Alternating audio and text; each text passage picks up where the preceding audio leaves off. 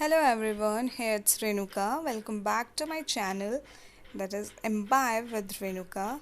So today we are going to start English Grammar Series Part 2.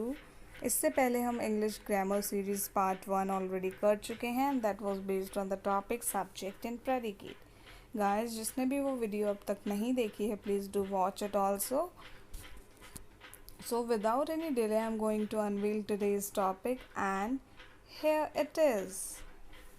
Tenses आज हम tenses के बारे में पढ़ेंगे और मैं आपको कंप्लीट टेंसेस को 3 to 4 सीरीज़ में ख़त्म करूँगी, फिनिश करूँगी ताकि आपको अच्छे से समझ में आए विद स्ट्रक्चर विद एग्जांपल्स। तो आज हम सिर्फ ऑल इंडेफिनिट टेंसेस के बारे में यहाँ पे रीड करेंगे। तो टेंसेस को स्टार्ट करने से पहले हमें पता होना चाहिए कि टेंसेस होते क्या हैं। What do we mean by tense? It depicts the time of an action or event. ये किसी एक्शन किसी इवेंट के होने का टाइम बताते हैं कि कोई एक्शन कोई इवेंट कब हुआ है। तो टाइम को हमने डिवाइड किया 3 पार्ट्स में। प्रेजेंट होता है, पास्ट होता है या फ्यूचर होता है। ठीक है, तो एक्शन से हमें पता चल पाता है कि हम प्रेजेंट की बात कर रहे हैं, हम पास्ट की बात कर रहे हैं या हम फ्यूचर की बात कर रहे हैं। मेनली 3 टाइप्स के टेंसेस हैं, लेकिन इनके भी टेंसेस 4 सब टेंसेस हैं। प्रेजेंट के भी 4 हैं, पास्ट के भी 4 हैं एंड फ्यूचर के भी 4 हैं। हम डिस्क्राइब करेंगे, मैं इनको एक्सप्लेन करूँगी अभी फर्दर सीरीज़ में भी। ओवरऑल 12 टेंसेस होते हैं हमारे इंग्लिश ग्रामर में। सो आज हम ऑल इंडेफिनिट टेंसेस का सबसे पहला ले रहे हैं part, present indefinite. It is used to describe events or actions that are related to habitual facts, universal truth, or you can say arithmetical expressions. वो events, वो actions जो किससे relate करते हैं, habitual facts से, universal truth से, या arithmetical expressions को जो show करते हैं, जो describe करते हैं, उन्हें हम present indefinite में लेते हैं। habitual facts related होते हैं routine task से, ठीक है। सो यहाँ हमने स्ट्रक्चर देखा इसका। मैंने आपको इंग्लिश ग्रामर सीरीज़ जब हमने स्टार्ट की पार्ट 1 सब्जेक्ट एंड प्रेडिकेट, उसमें बताया भी था कि जब हम सेंटेंस बनाते हैं, फॉर्म करते हैं, तो 3 इंग्रेडिएंट्स हमारे लिए बहुत ज़रूरी होते हैं। That is subject plus verb plus object होना ज़रूरी है। और टेंसेस में यही फॉलो होता है, सेम फॉर्मेशन। बट क्या होता है, according to tenses, different tenses थोड़ा सा लिटिल बिट चेंज होता है उन वर्ब्स में ओनली।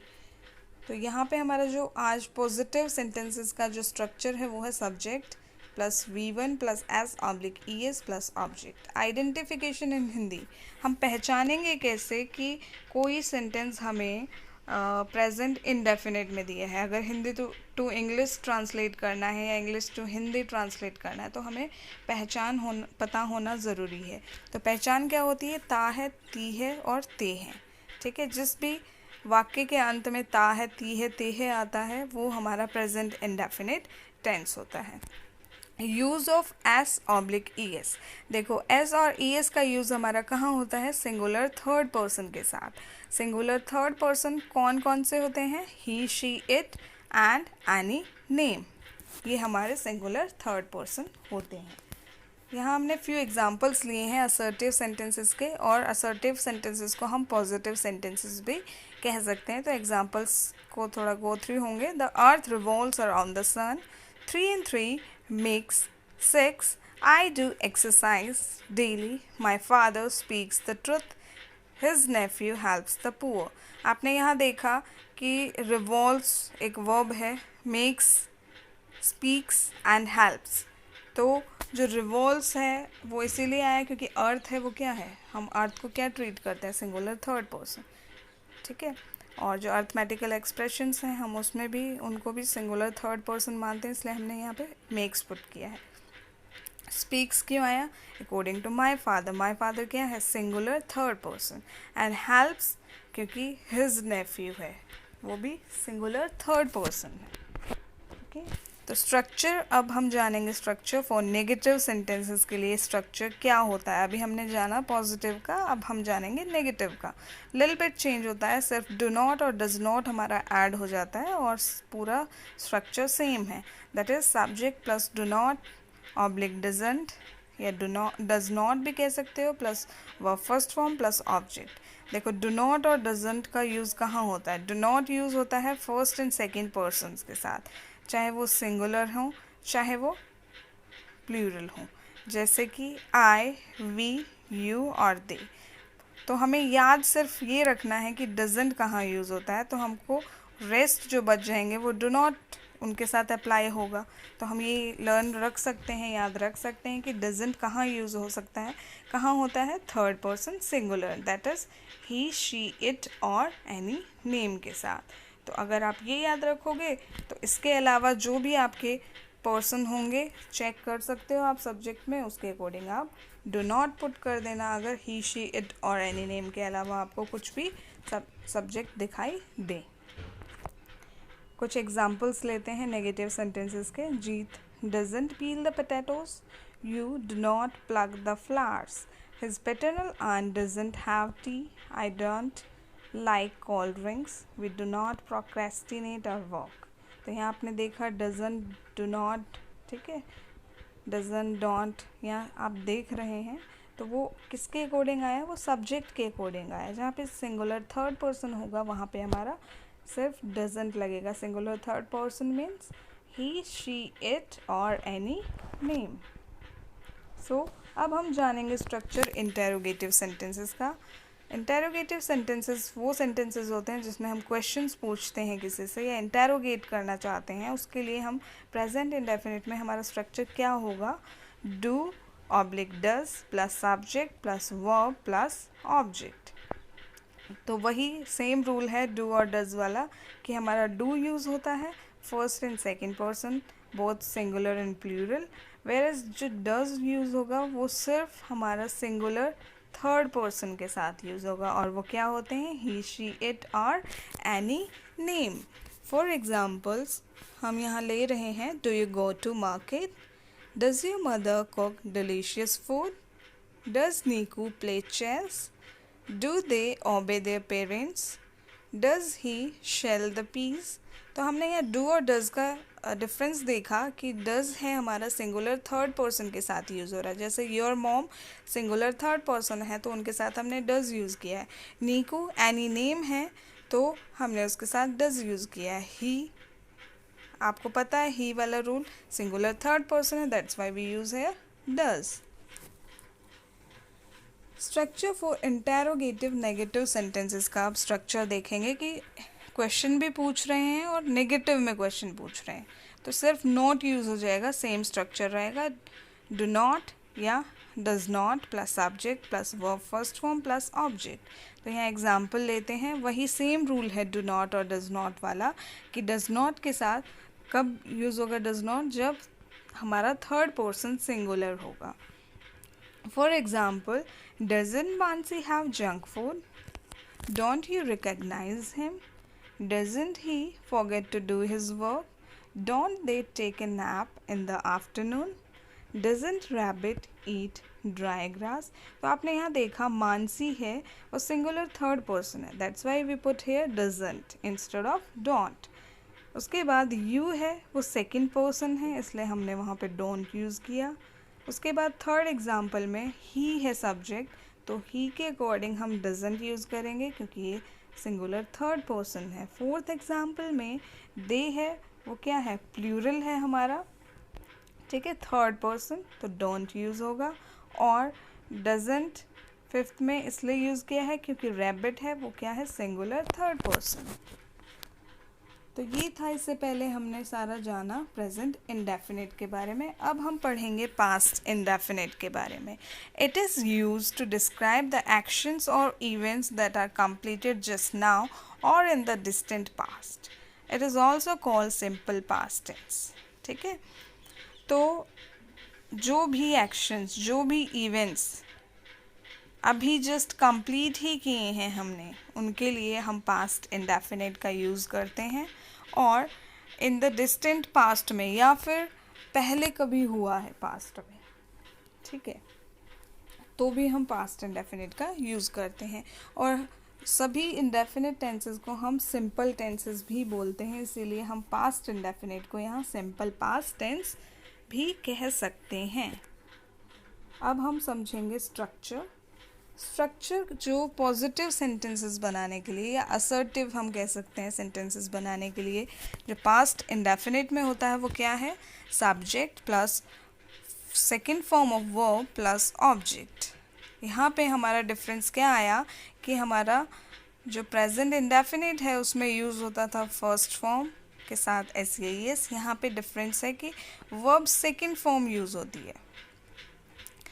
तो आइडेंटिफिकेशन इन हिंदी, जो पहचान है, कैसे पहचानेंगे? वाक्य के अंत में अगर आपको या, ये दिखाई दे, या आ, ए, ई की मात्रा से ख़त्म हो रहा हो कोई सेंटेंस, या था, थे, थी से ख़त्म हो रहा हो, ठीक है, तो हम ये पता लगा पाएंगे कि वो पास्ट इंडेफिनिट टेंस है, हम पहचान पाएंगे।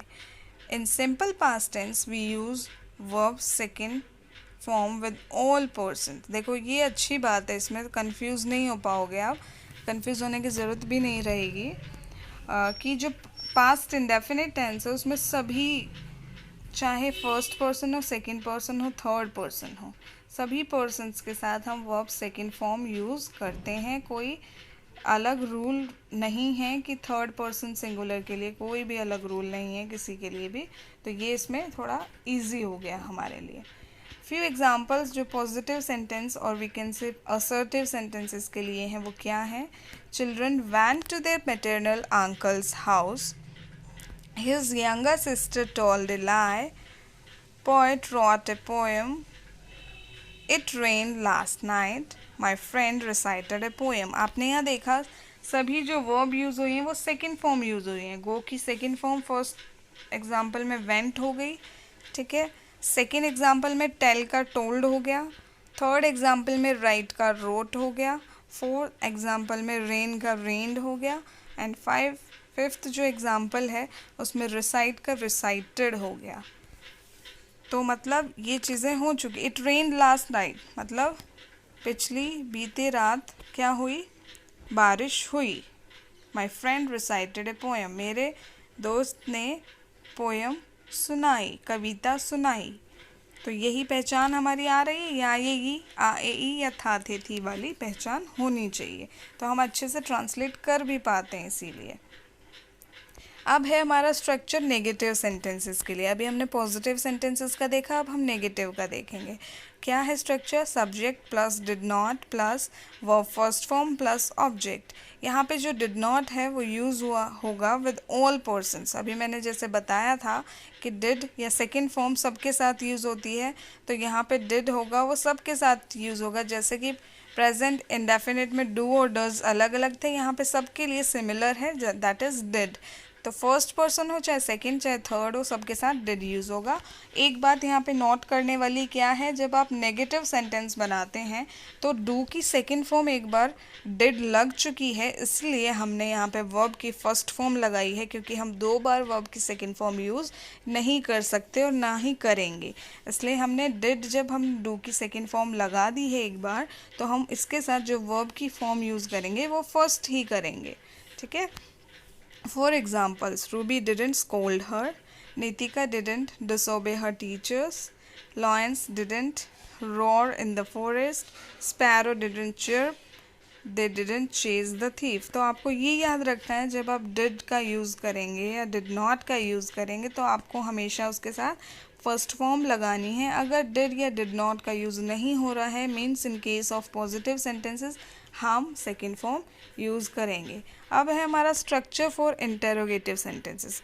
क्वेश्चंस पूछने के लिए हम क्या स्ट्रक्चर यूज़ करेंगे in case of past indefinite tense?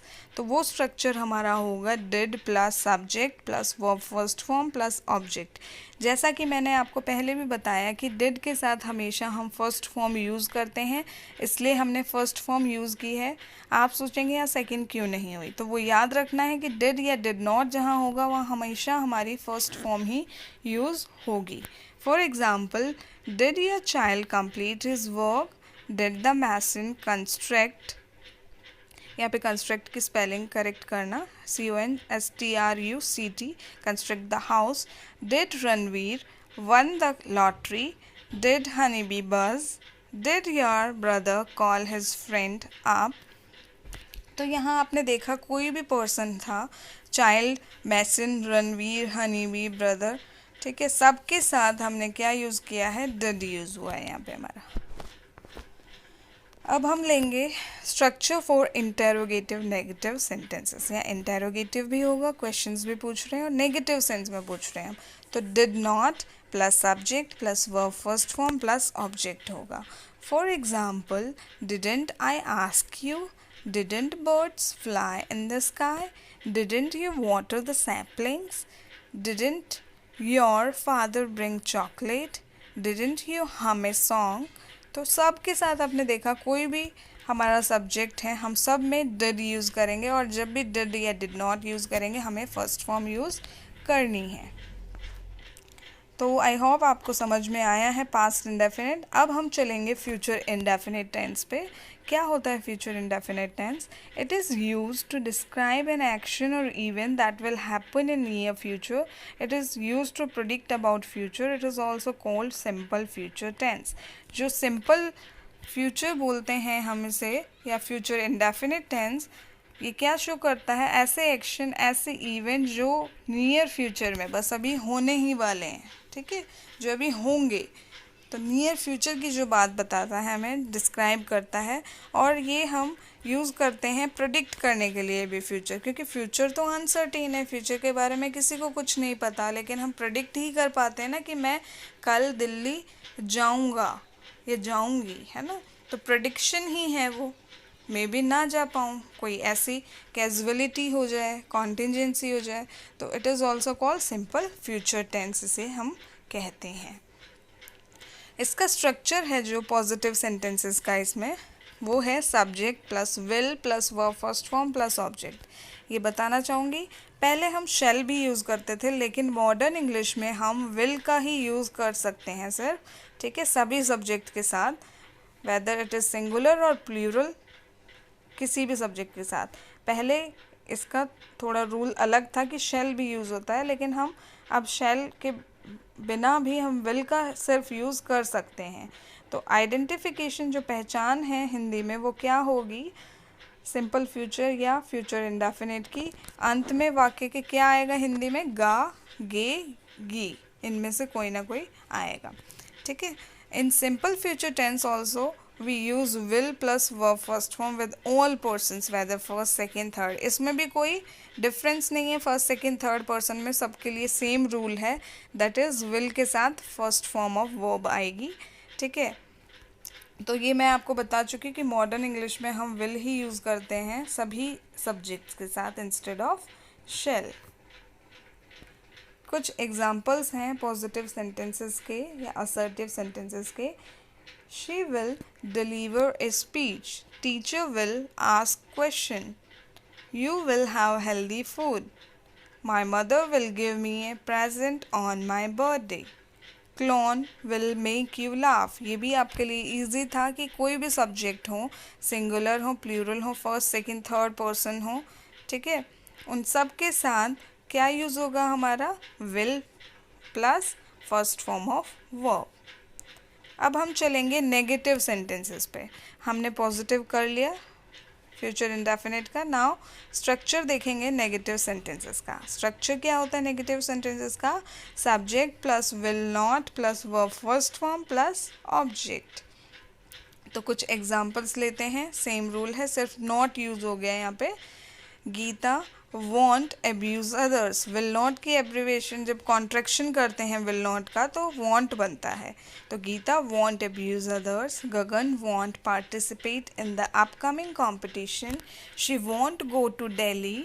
Riya and her friends won't keep the secret. You won't help me in my work. यहाँ पे पहचान क्या है? गा गे गी वाली, ठीक है, तो वही यूज़ होगी, और इसमें सभी सब्जेक्ट्स के साथ हमारा will not plus verb first form use होगा। Now come to the structure for interrogative sentences. Future indefinite में इंटेरोगेटिव सेंटेंसेस को बनाने के लिए जो स्ट्रक्चर होगा वो क्या होगा? Will plus subject plus verb first form plus object. तो कुछ एग्जांपल्स लेते हैं। आपको पता है हेल्पिंग वर्ब फर्स्ट में आ जाती है जब भी हम कोई इंटेरोगेटिव सेंटेंस बनाते हैं, क्वेश्चंस पूछते होते हैं टेंसेस में, तो हेल्पिंग वर्ब फर्स्ट में आ जाती है और सब सेम होता है, सब्जेक्ट वर्ब और ऑब्जेक्ट चेंज नहीं होता उनकी पोजीशन। ठीक है, for example, will your daughter solve the question, will she spy her, will your mother come to meet us, will dog bark at night, will this fan work. तो ये prediction ही हो गई। ठीक है, क्योंकि फ्यूचर बिल्कुल भी हम नहीं जानते, अननोन फ्यूचर है हमारे लिए, अनसर्टेन है। हम कितना भी गट से कहें लेकिन वो अननोन है हमारे लिए, तो वो एक प्रेडिक्शन ही बोला जाएगा। इसीलिए अब है हमारा structure for interrogative negative sentences. अब इंटेरोगेटिव नेगेटिव सेंटेंसेस का जो स्ट्रक्चर है फ्यूचर इंडेफिनिट में वो क्या है? विल नॉट, या जिसको वॉन्ट कहते हैं, plus subject plus verb first form plus object. तो जब क्वेश्चंस पूछने होते हैं नेगेटिव वे में तो कैसे पूछेंगे फ्यूचर इंडेफिनिट में? Won't you trim your nails, won't the confectioner make fennel cakes, won't the potter make the pots, won't the teacher postpone the class test, won't your uncle grow the paddy crop. तो आप ये structure से अपने भी examples खुद बना सकते हैं, हिंदी से इंग्लिश में एंड इंग्लिश से हिंदी में। यहाँ मैंने आपको ब्रीफ किया है, पूरा समराइज़ किया है प्रेजेंट इंडेफिनिट को, past indefinite and future indefinite को, कि हमने सबसे पहले पॉजिटिव सेंटेंसेस जो असर्टिव हैं उनको हमने समराइज़ किया है कि प्रेजेंट इंडेफिनिट में verb first form plus S या ई एस आता है अगर ब्रीफ में हम बात करें। ठीक है, पास्ट इंडेफिनिट में वर्ब सेकेंड फॉर्म आ जाती है एंड फ्यूचर इंडेफिनिट में will plus verb first form आता है। तो हम एग्जाम्पल के साथ भी समझ सकते हैं। मैंने सिमिलर एग्जाम्पल्स लिए आपको समझाने के लिए। फर्स्ट में है I read newspaper, present indefinite में है आई रीड न्यूज़पेपर, मैं न्यूज़पेपर पढ़ता हूँ, मैं अखबार पढ़ता हूँ। पास्ट इंडेफिनिट में है आई रेड न्यूज़पेपर, मैंने अखबार पढ़ा, बिकॉज रीड की जो सेकेंड और थर्ड फॉर्म है वो सेम है बट प्रोनाउंसिएशन डिफरेंट होती है, ओनली रीड रेड रेड। ठीक है, ऐसे ही हम फ्यूचर इंडेफिनिट का एग्जाम्पल देखेंगे। आई विल रीड न्यूज़पेपर, मैं न्यूज़पेपर पढ़ूंगा या पढ़ूंगी। नेक्स्ट स्ट्रक्चर है हमारे नेगेटिव सेंटेंसेस से रिलेटेड, जिनका स्ट्रक्चर क्या होता है? प्रेजेंट इंडेफिनिट में डू नॉट या डज नॉट आता है, पास्ट इंडेफिनिट में डिड नॉट आता है प्लस वर्ब फर्स्ट फॉर्म आएगी। ठीक है, फ्यूचर इंडेफिनिट में विल नॉट के साथ फर्स्ट फॉर्म आएगी। मतलब प्रेजेंट इंडेफिनिट और फ्यूचर इंडेफिनिट में फर्स्ट फॉर्म है, पास्ट इंडेफिनिट में इन case of negative sentences first form है। ठीक है, इसमें भी फर्स्ट फॉर्म यूज़ होगी। तो एग्जाम्पल देखते हैं। ही डजंट हैव ब्रेकफास्ट, ठीक है, कि वह अपना ब्रेकफास्ट, वह नाश्ता नहीं करता। ठीक है, हैव का यहाँ मतलब ईट है, खाना। ऐसे ही पास्ट इंडेफिनिट में ही डिडंट हैव ब्रेकफास्ट, उसने नाश्ता नहीं किया। ऐसे ही फ्यूचर इंडेफिनिट में एग्जांपल है ही वॉन्ट हैव ब्रेकफास्ट, वह नाश्ता नहीं करेगा। तो पहचान के अकॉर्डिंग हम इजीली ट्रांसलेट भी कर सकते हैं और अब ये जानने के बाद आप भी अच्छे से ट्रांसलेट कर पाओगे। स्ट्रक्चर इंटेरोगेटिव सेंटेंसेस के लिए स्ट्रक्चर क्या है? प्रेजेंट इंडेफिनिट में हम डू डज यूज़ करते हैं, वर्ब की फर्स्ट फॉर्म सिमिलर आएगी। ठीक है, पास्ट इंडेफिनिट में डिड के साथ आपका फर्स्ट फॉर्म आएगी। मीन्स जो हमारे हेल्पिंग वर्ब्स होती हैं वो स्टार्टिंग में आ जाता है। मैंने आपको बताया जब हम क्वेश्चन बनाते हैं इंटेरोगेटिव सेंटेंसेस यूज़ करते हैं। फ्यूचर इंडेफिनिट में विल जो हेल्पिंग वर्ब है वो फर्स्ट में आ जाएगी, उसके साथ वर्ब फर्स्ट फॉर्म यूज़ होगा इन तीनों में। ठीक है, एग्जाम्पल लेते हैं। डू यू स्पीक इंग्लिश, क्या तुम इंग्लिश बोलते हो? सेकेंड पास्ट इंडेफिनिट में है डिड यू स्पीक इंग्लिश, क्या तुमने इंग्लिश बोली? एंड फ्यूचर इंडेफिनिट में है विल यू स्पीक इंग्लिश, क्या तुम इंग्लिश बोलोगे? ठीक है, अब स्ट्रक्चर है हमारा इंटेरोगेटिव नेगेटिव सेंटेंस का। तो प्रेजेंट इंडेफिनिट में डू नॉट या डज नॉट के साथ वर्ब फर्स्ट फॉर्म यूज़ होती है। पास्ट इंडेफिनिट में डिड नॉट के साथ वर्ब फर्स्ट फॉर्म यूज़ होगी। फ्यूचर इंडेफिनिट में वॉन्ट या विल नॉट कहेंगे हम उसको, वर्ब फर्स्ट फॉर्म यूज़ होगी। तो एग्जाम्पल देखते हैं। प्रेजेंट इंडेफिनिट में जो एग्जाम्पल है वो है डजंट शी मेक मिस्टेक। क्या वह मिस्टेक गलती नहीं करती। ठीक है। Past indefinite didn't she make mistake, क्या उसने गलती नहीं की। एंड फ्यूचर इंडेफिनिट में है वॉन्ट शी मेक मिस्टेक्स, क्या वह गलतियाँ नहीं करेगी। ठीक है। तो आप पहचान से इजीली ट्रांसलेट कर सकते हैं। तो यही था आज का हमारा series all indefinite tenses. I hope आप सबको ये समझ में आया है अच्छे से। आप अच्छे से गो थ्रू हुई इस वीडियो के। और please first of all I want to thank you so much for watching my video. If this video is useful for all of you, then please do like, comment, share and subscribe my channel. Stay tuned for more useful videos. Till then, stay safe and bye bye.